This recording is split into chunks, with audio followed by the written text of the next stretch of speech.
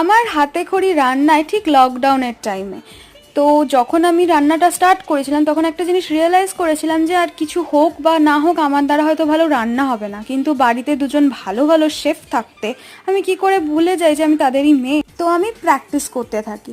রান্নাটা শুধুমাত্র একটা আর্ট আমার জন্য না, আর্টের থেকেও বেশি কিছু, কারণ মানে একটা ভীষণ থেরাপিউটিক লাগে আমার কাছে। So back to today's recipe which is kasundi chicken. এটার জন্য চিকেনটাকে ভালো করে ধুয়ে ওর মধ্যে টক দই, একটু হোমমেড কাসন্দি যেটা কালকে বানিয়েছিল সেটা, প্লাস হলুদ, নুন, লঙ্কার গুঁড়ো, কাঁচা লঙ্কা বাটাও দিতে পারো, আমি কাঁচা লঙ্কা বাটা দিয়েছিলাম, জিরের গুঁড়ো, এইসব ঘরোয়া জিনিসপত্র দিয়ে ম্যারিনেট করে রাখলাম। তারপরে হচ্ছে ফোড়ন দিয়ে পেঁয়াজটাকে ভালো করে ভেজে মাংসটাকে যতক্ষণ কষাবো ততক্ষণে মাংসটার জল বেরিয়ে যাবে, আর একটুখানি জল দিয়ে আবার একটু ফুটে গরম মশলা দিন আমি এলে ready to serve my kasundi chicken.